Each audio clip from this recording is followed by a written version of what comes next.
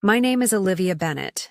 I'm 58 years old, British, and once upon a time, I was everywhere. Magazine covers, red carpets, indie films that made critics weep, and rom-coms that played on airplanes. There was a time when I could walk into a room and know exactly who I was, or at least who the world thought I should be. Glamorous, witty, effortless. That was a long time ago. Now I live in a stone house nestled in the golden hills of Tuscany. The kind of place where you hear your own heartbeat when the wind passes through the cypress trees. I moved here 5 years ago, after my third, and most public, divorce. The press painted it as the fall of a starlet. What they didn't capture was the silent unraveling that came after. The nights spent staring at ceilings, the friends who stopped calling, the headlines that shifted from scandalous to irrelevant. In the quiet, I found myself again. Not in a dramatic, sweeping revelation, just little moments. Mornings tending to lavender, drinking coffee barefoot on the porch, listening to Italian radio while chopping onions. It was the kind of healing that happens not with fireworks, but with time. And then he arrived, Jack Carter, 62, American, weathered like a well-worn novel. I first saw him at the village bakery asking for directions, in a slow southern drawl that made even Julia, our stoic baker, blush. He wore a faded denim shirt, aviator sunglasses, and carried a guitar case slung over one shoulder. I noticed the way people looked at him, curious but not intrusive. This wasn't a place for paparazzi. Thank God, he asked me for directions. To the vineyard past the church. I told him.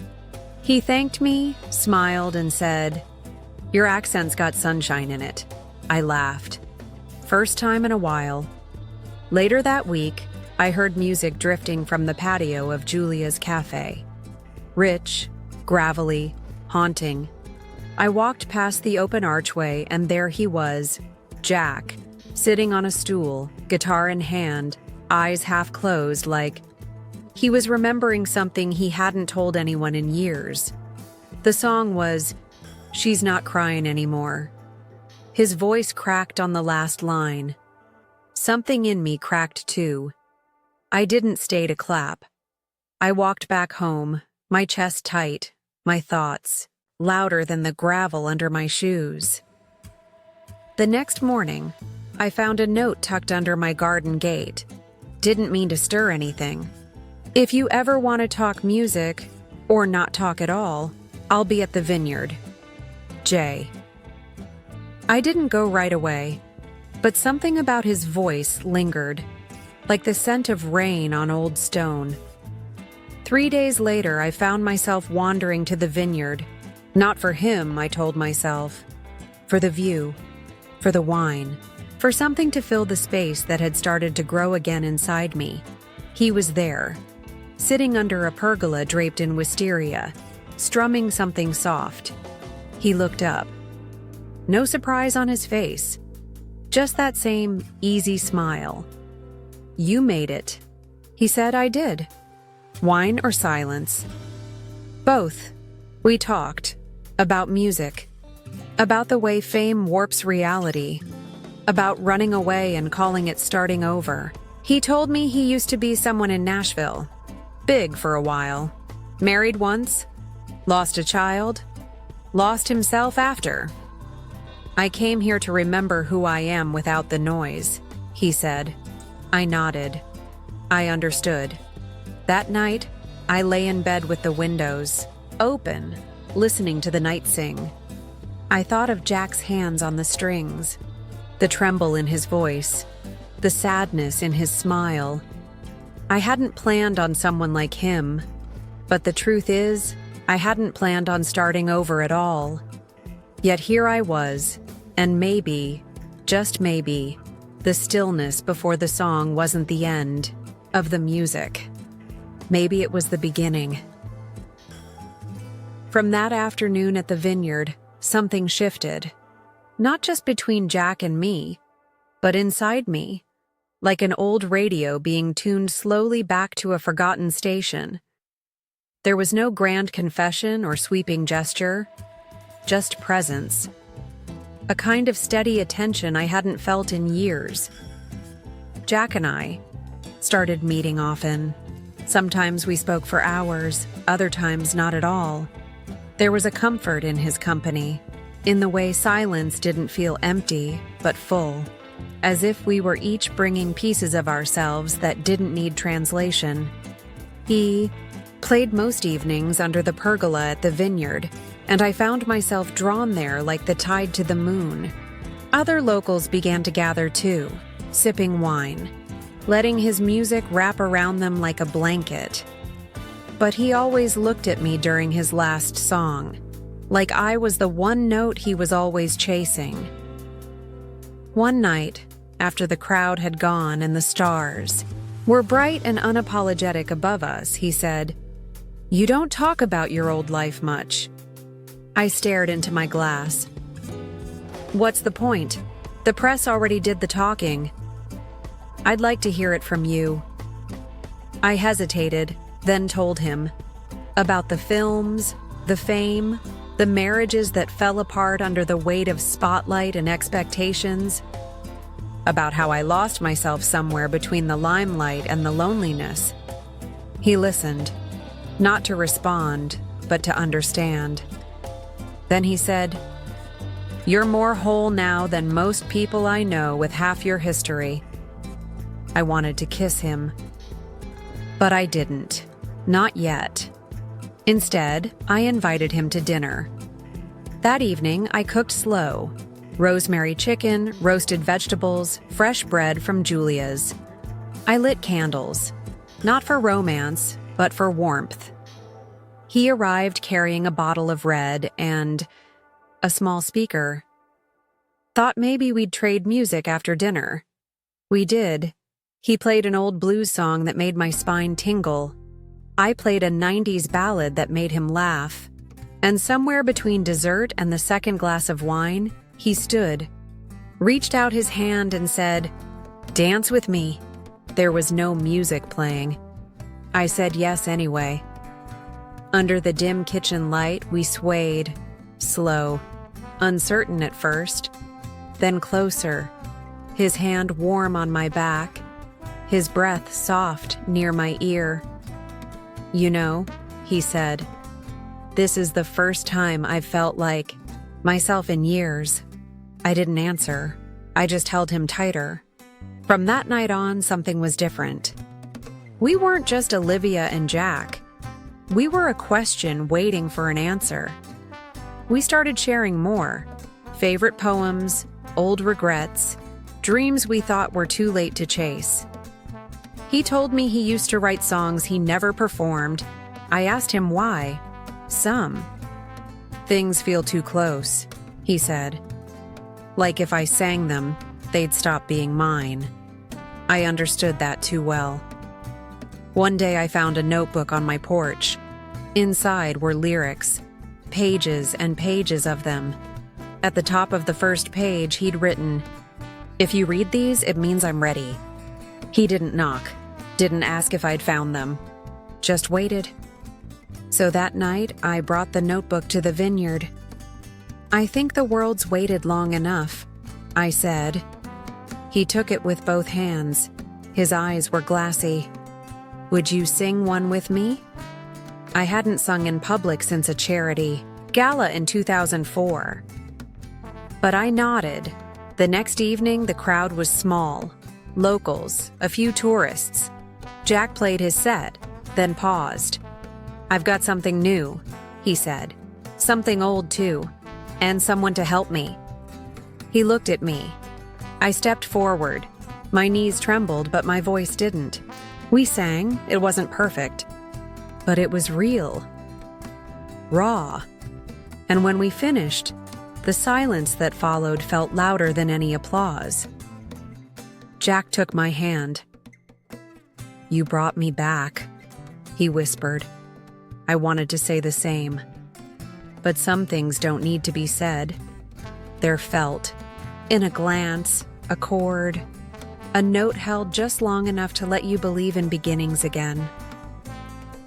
After that night on stage, something began to build between us. Something bigger than the songs, deeper than the silences we used to share. The vineyard became more than a backdrop.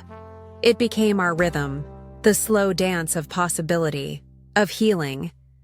But life has a way of testing everything it gives. It started subtly. A phone call Jack didn't answer in front of me. A name that flashed on his phone screen. Rick. Then another. One day, I walked into the cafe and saw Julia chatting with a group of tourists. They were looking at their phones and pointing at a video, Jack singing, our duet, uploaded by a traveler. It had gone viral. He's famous again, Julia said with a knowing smile. Look, there we were, frozen in the thumbnail, caught mid-song. I watched the clip. My voice cracked on a note I barely remembered. But Jack? He was flawless. The comments were flooding in. Words like comeback, legend, goosebumps. Jack didn't mention it until days later. I didn't know they filmed us, he said. Neither did I. We sat on the porch that evening, wine untouched between us. They want me to go back, he said finally. Rick's pushing for a tour, just a short one. 3 cities. I tried to keep my voice even. What do you want? He ran a hand through his hair. I don't know. I didn't come here to become a story again. But now you are. He nodded slowly. And you're part of it. I looked at him. Do you want me to be? His silence hurt more than an answer would have. The next few days were quiet in a different way. Not the shared comfort we once had, but a space filled with too many unsaid things. He was in his head, and I was trying not to fall into mine. 1 morning, I found him packing up his guitar in the cellar. He looked up, startled. I need a few days, he said. Just space to think. I nodded, heart in my throat. Don't think too long. He left that afternoon. No big goodbye. Just the sound of gravel crunching beneath his boots and the long sigh of the vineyard behind him. The first day, I busied myself. The second, I waited. By the third, I was back to walking barefoot through the house, missing things I hadn't realized I'd come to depend on. His laugh, his humming, his coffee a shade too strong. Then came the article. A music blog had posted about the video. The title read, Jack Carter's Tuscan Serenade, Comeback or Farewell. They quoted lyrics from our duet, mentioned my name, speculated about our relationship. I shut the laptop. That evening, I sat on the same bench where we first talked. The vineyard. Autumn came with its own melody. Rustling leaves, cool breezes, and the smell of crushed grapes lingering in the air. Jack stayed, true to his word, and so did I. We weren't just playing at love anymore. We were living it. He moved into the spare room, though it didn't stay spare for long. His guitar cases found a corner, his books settled onto my shelves, and his laughter began to echo off the old stone walls.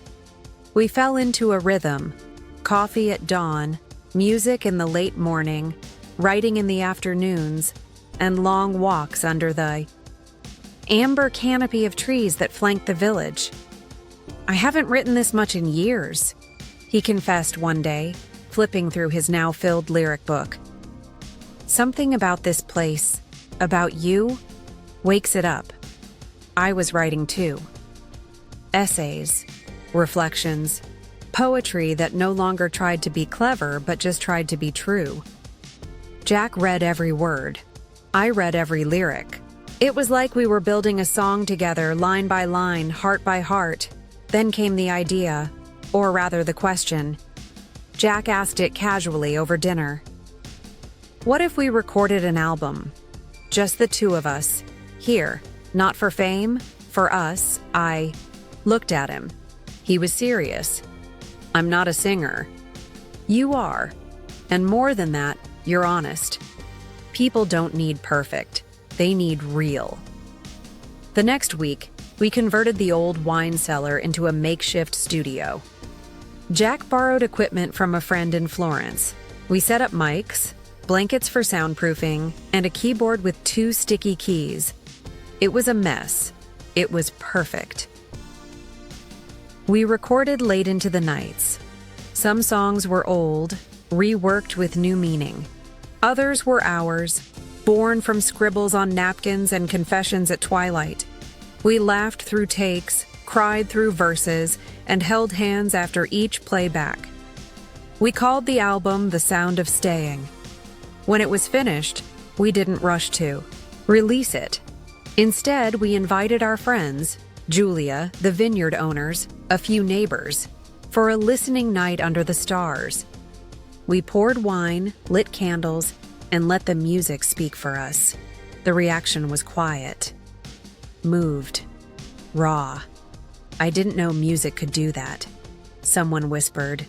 Neither did we. The next morning, Jack stood on the porch holding 2 mugs of coffee. He handed me one and said, "We should send it out. Let it go." "Are you sure?" "I think the world needs to know what love sounds like when it stays." We uploaded the album online with no fanfare. Just a simple note. Recorded in Tuscany. Written from the heart. Within days, messages began to pour in. From strangers who said they heard their own heartbreaks in our harmonies. From couples who danced to our song in their kitchens. From a woman who said our lyrics helped her leave a loveless marriage and find herself again. I read every word. Jack did too. We wept, held each other, and finally understood. This was never about a comeback. It was about connection. Weeks later, a letter arrived. An invitation from a small music festival in the countryside. They wanted us to perform. Just one night. One set. I looked at Jack. "Do we say yes?" He smiled. "Only if we bring the vineyard with us."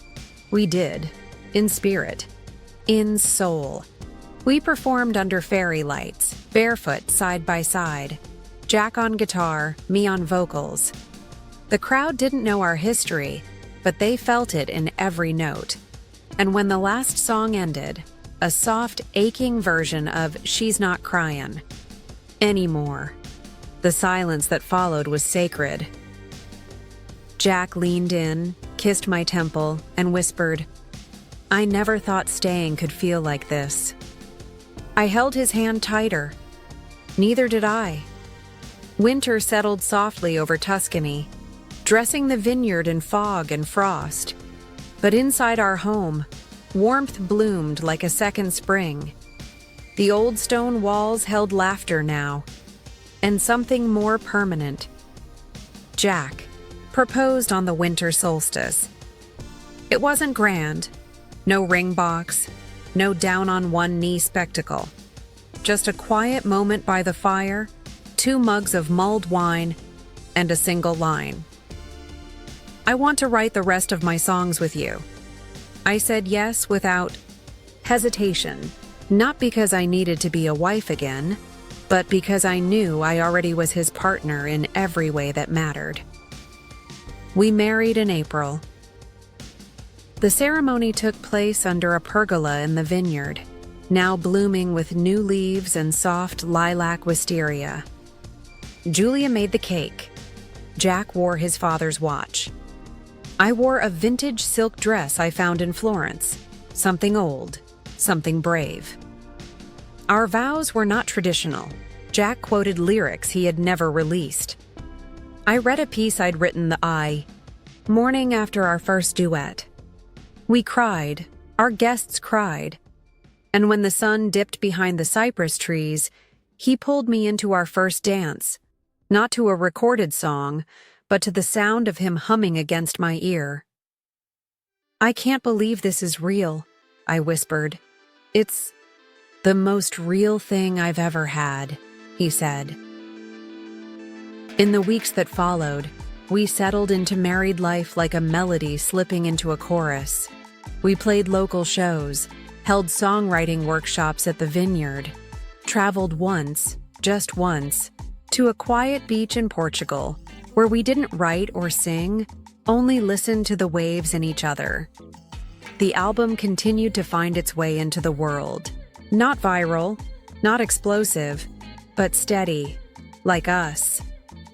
One afternoon, while cleaning out an old chest, I found a photo of myself from 20 years ago.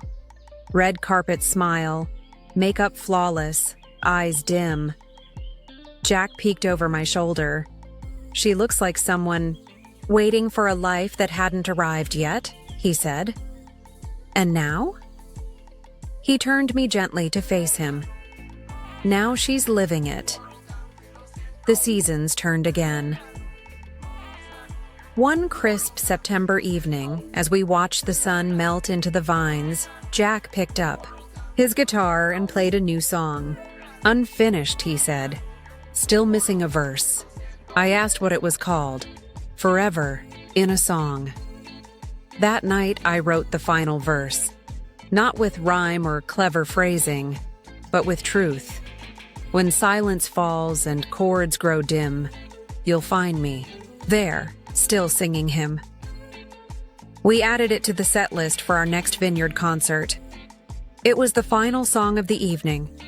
As our voices intertwined, I looked at the crowd, and then at him. He smiled, and I knew. This was the life I didn't know I was waiting for. A love not born of lightning, but of roots, of music made not to impress, but to endure, forever in a song.